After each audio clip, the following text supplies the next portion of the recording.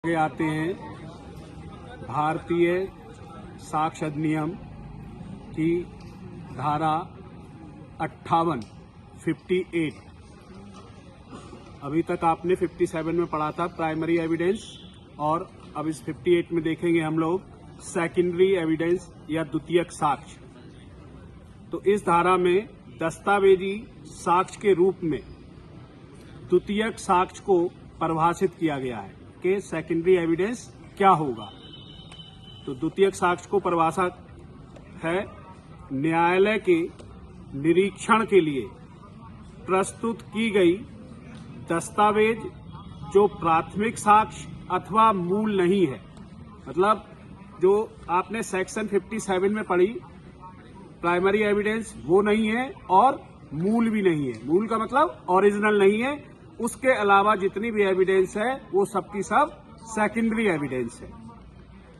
द्वितीयक साक्ष्य के 8 प्रकार होते हैं, तो अलग अलग करके 8 प्रकार बताता हूं।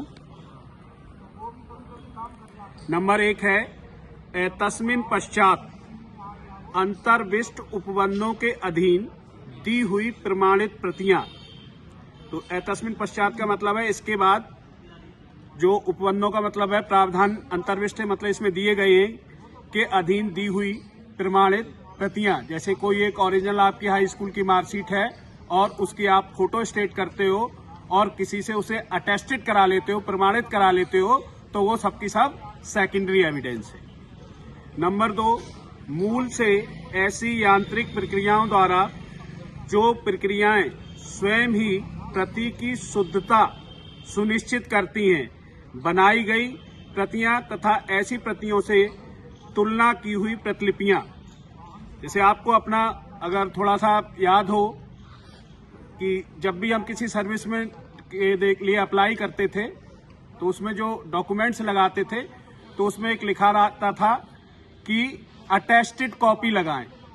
तो अटेस्टेड कॉपी के लिए लिखा रहता था किसी राजपत्रित अधिकारी से अटेस्ट की हुई कॉपी लगाएं। तो हम अपने हाई स्कूल की मार्कशीट, इंटर की मार्कशीट, बीएससी की मार्कशीट ओरिजिनल ले जाते थे और उसकी फोटो स्टेट ले जाते थे, और जो डॉक्टर होते थे, जो भी गजेटेड ऑफिसर्स होते थे, उनसे उसे अनप्रमाणित कराते थे। तो ऐसी अनप्रमाणित की गई, मतलब अनप्रमाणित कैसे करते थे, वो पहले ओरिजिनल देखते थे कि हाँ ये नाम है, ये डेट ऑफ बर्थ है, ये इतने परसेंटेज है, फिर देखते थे फोटो स्टेट भी वही है, फिर उसमें अटेस्टेड करके अपना ही साइन और सील लगाते थे। तो इसे कहते हैं तुलना की गई। तो फिर तुलना करने के बाद भी ऐसी जो प्रतियां होंगी वो द्वितीयक साक्ष्य है। नंबर 3 में भी यही बात कह रहा है, मूल से बनाई गई अथवा तुलना की गई प्रतियां। तो मूल से बनाई गई का मतलब है, इसमें आप सोचिएगा जैसे हमारी जो जर्नल डायरी है, रोजनामचा आम है, उसकी म्याद है 5 साल। 5 साल बाद इतनी सारी हो जाती हैं कि उनको नष्ट कर दिया जाता है। ये पुलिस रेगुलेशन में आपको पढ़ाया गया होगा। तो जब मुंशी होता था और उसे कई कॉपी चाहिए रहती थी जीडी की नकल की, तो वो क्या करता था, उनको लिखता था कि रपट नंबर 6, समय 1600 बजे, दिनांक इतने, दिन सोमवार, थाना फलाने के रोजनामचा आम की नकल, और उसे नकल कर देता था। नकल करने के बाद लास्ट में एक प्रमाणित करता था कि मैं प्रमाणित करता हूं कि जीडी की नकल अक्षरशः शब्द व शब्द की गई है, इसमें कुछ जोड़ा और घटाया नहीं गया है। तो ऐसी जो प्रतियां हैं, भले जीडी नहीं है, तो उनको द्वितीयक साक्ष्य के रूप में स्वीकार कर लिया जाएगा। नंबर 4 है उन पक्षकारों के विरुद्ध जिन्होंने उसे निष्पादन नहीं किया है दस्तावेजों के प्रतिलेख। जैसे मैंने बताया था 2 पार्टियों में, तो वो 2 पार्टियां 2 फर्म भी हो सकती हैं और एक फर्म के 2 या 3 मालिक भी हो सकते हैं, पर एक एक द्वारा ही, जो उसके साथी थे उसके एक एक के द्वारा ही किया गया, तो उनके लिए तो वो प्राथमिक साक्ष्य है अगर वो उनका उल्लंघन करते हैं ऐसी डीड का। लेकिन जिन्होंने साइन नहीं किया है उनके लिए भी वो सेकेंडरी एविडेंस है कि तुम्हारी फर्म की खातिर अमुक व्यक्ति ने तुम सब की तरफ से साइन किया। तो वो भी ऐसे दस्तावेज उन पक्षकारों के लिए जिन्होंने भले ही उसे निष्पादित नहीं किया है, सेकेंडरी एविडेंस होगा। नंबर 5, किसी दस्तावेज की अंतर्वस्तु का उस व्यक्ति द्वारा जिसने स्वयं उसे देखा है दिया हुआ मौखिक वृत्तांत।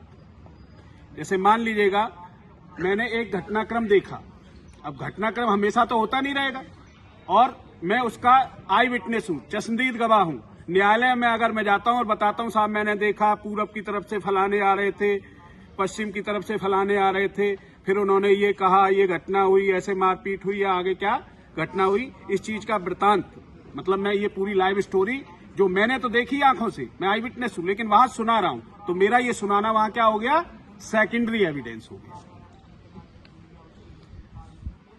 अगली नंबर 6 है मौखिक स्वीकृतियां। जैसे मौखिक स्वीकृतियां न्यायालय में, भाई तुम दिनांक कितने को वहां मौजूद थे, मैंने कहा हाँ साहब था, कि बतौर निरीक्षक थे, मैंने कहा हाँ था, तो ये क्या हो गई, मौखिक स्वीकृतियां हैं, पर ये क्या है, सेकेंडरी एविडेंस है। इसी तरह लिखित स्वीकृतियां, रिटन एडमिशन, तो हम अगर इसी चीज को लिख के देते हैं, न्यायालय में किसी चीज को स्वीकार करते हैं, तो ऐसी लिखित स्वीकृतियां भी सेकेंडरी एविडेंस है, द्वितीयक साक्ष्य। नंबर 7, किसी ऐसे व्यक्ति का साक्ष्य जिसने किसी दस्तावेज, नंबर 8 है किसी ऐसे व्यक्ति का साक्ष्य जिसने किसी दस्तावेज की जांच की है, जिसके मूल में अनेक लेखे या अन्य दस्तावेज अंतर्विष्ट है, जिनकी सुविधाजनक रूप से न्यायालय में जांच नहीं की जा सकती और जो ऐसे दस्तावेजों की जांच करने में कुशल है।